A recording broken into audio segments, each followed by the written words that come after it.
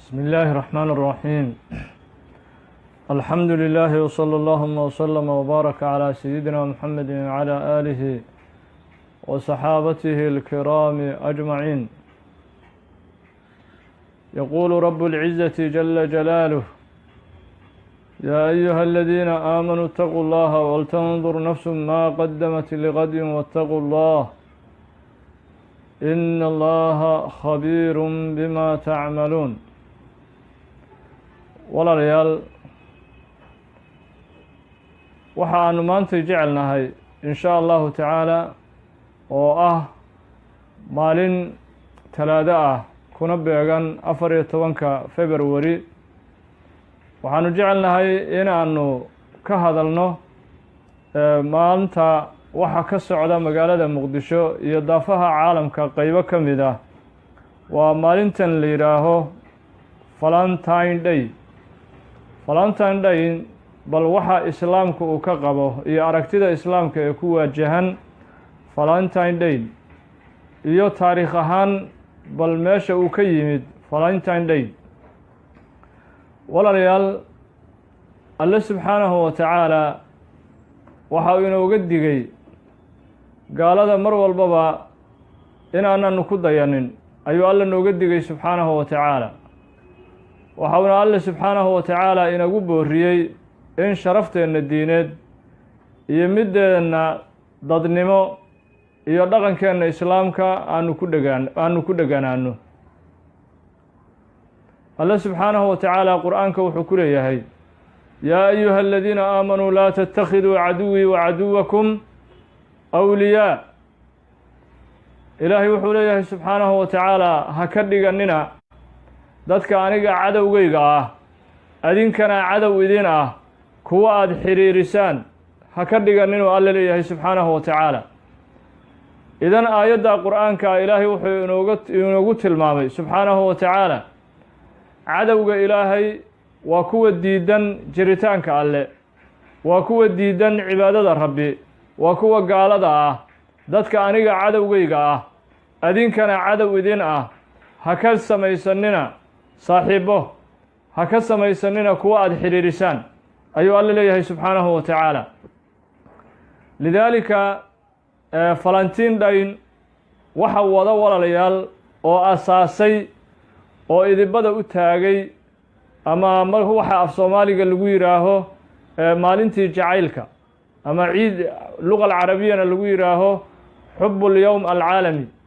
maalintii jacaylka caalamiga lagu yiraaho. waxa asaasay oo ka dambeeya waa dad gaalo ah. gaalada in lagu daydana islaamku wuu xarimay, waa xaaraan oo ma bannaana. maxaa yeelay xataa halhayskooda xataa in qofku uu halhays ka dhigto oo oraahda gaaladu ay ku dhawaaqayaan isaguna uu halhays qofka muslimka ay ka dhigto, xataa islaamku uu ka digay. waxaa jiray kelimo halhays ee xilligii nabiga sala allahu calayhi wasalam yahuuddu ay dhihi jireen marka ay yimaadaan majaalista iyo fadhiyada nabiga sala allahu calayhi wasalam, waxay adeegsan jireen ereygaa raacina oo marka iyagu ereygaa ay ula jeedaan macno khayaano ah. markaad fiirisid ereyga raacina muuqaalkiisu wuu toosan yahayoo waxa weeye noo naxariiso oo xaqeenna ilaali oo na ixtiraam, waa sidaa macnihiisu luqa alcarabiya. laakiin iyagu waxay ula jeedaan ereyga raacina luqatulyahuud wuxuu ku yahay cay, qof doqona ayaa la yidhaha.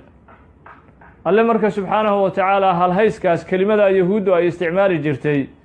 oo markii xataa dhinac kale loo fasiro wanaag noqonays, laakiin afka yahuudda markii lagu fasiro cay noqonays. dadka mu'miniinta ilaahay waa ka nahiyo, waa u diido. ilaahay wuxuu yidhi: laa taquuluu raacina. dadka mu'miniinta ahow ha isticmaalinina ereyga yahuuddu uu isticmaalo oo ah raacina. marka halhayska yahuudda iyo halhayska gaalada hal kelimaba allah ka dhigo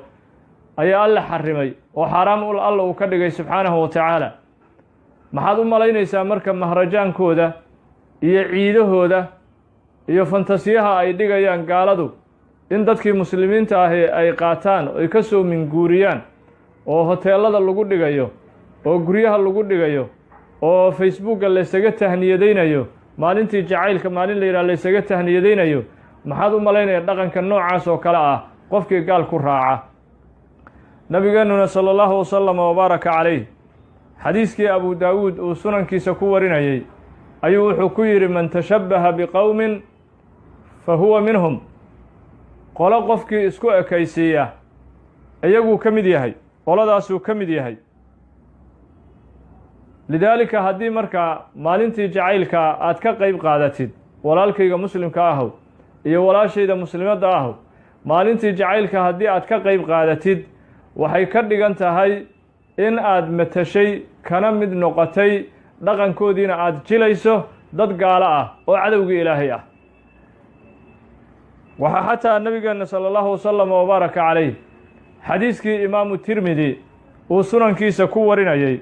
ayaa nabiga sala allahu wasalam wabaaraka calayhi wuxuu xataa nebigu diiday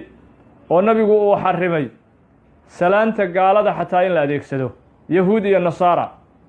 iyo nasaara salaantooda iyo habkay isku salaamaan xataa ha isku salaamin inuu yidhi nebigu sala allahu calayhi wasalam waxaa imaamu tirmidi kitaabkiisa sunanka uu ku wariyey inuu nebigu yidhi sala allahu calayhi wasalam laysa mina man tashabbaha bigayrina annaga naga mid ma aha ummaddaydana kuma jiro ummaddaydana wuu ka baxay qofkii isku shabbaha dad aan annaga ahayn waa gaaladuu ula jeedaa nebigu sala allahu calayhi wasalam dad aan annaga ahayn qofkii dhaqamadooda isku shabbaha sida ciidan la leeyahay maalintii jacaylka la xusayo oo kale ummaddayda ka mid ma ahan buu yidhi nebigu sala allahu wasalam wabaaraka calayh walaalkayga muslimka ahow nafsaddaadii ma waxaad raalli uga noqotay in nebigu kaa beri noqdo adduuniya aakhiraba uu kaa beri noqdo nebi moxamed sala allahu wasalam wabaaraka calayh oo ummadda nebiyullaahi moxamed sala allahu calayhi wasalam aad uga baxdo taageero aad u fidinayso dhaqamada gaalo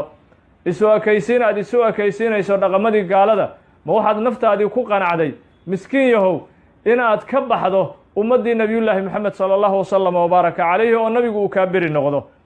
nebigu sala allahu wasalam wabaaraka calayh xadiiskaa tirmidi wuxuu ku leeyahay laa tashabbahuu bilyahuudi waannasaara fa ina tasliima alyahuudi alishaaratu bilasaabic wa tasliimu annasaara alishaaratu bilakuf nebigu sala allahu wasalam wabaaraka calayh xadiiskaa tirmidi wuxuu ku leeyahay ha isu ekaysiinina hana isku shabbihinina yahuuddii iyo nasaaradii xataa salaantooduu diiday nebigu sala allahu calayhi wasalama in habka yahuudda iyo nasaaradu ay isku salaamaan in dadka muslimiinta habkaas ay isku salaamaan ayuu diiday nebigu sala allahu calayhi wasalam wuxuu yidhi nebigu sala allahu wasalam wabaaraka calayh fa ina tasliima alyahuudi alishaara bilasaabic yahuuddu marka yacni isu salaamayaan habkay isku salaamayaan waxaa weeye faraha unbay taagaan oo farahay taagayaanoo assalaamu calaykum waraxmat ullaahi wabarakaatuhu ma is yidhaahaanoo habkan ducada ma yaqaanaan mana isticmaalaan farta unbuu saas kuugu taagi ninka yahuudiga markuu ku salaamayo wa tasliimu nasaara alishaara bilakuf qolada kirishtankuna salaamtooda markay salaamayaan waa inay calaacasha sidaa kuugu taagaan marka salaamta noocoodaas oo kale ah ha isticmaalinina oo ha adeegsaninuu yidhi nebigu sala allahu wasalam wabaaraka calayhi walaalayaal marka waa mangaabnimo waa caqli daro waa qilatu athaqaafa alislaamiya waa qilatu alxadaara waa hermagaalnimada oo qofka ku yar waa caqliga oo qofka ku yar waa shakhsiyaddii diineed iyo dareenkii diineed oo ka dhintay qofka maanta xusaya ciiddii jacaylka xusaya mangaabnimo wood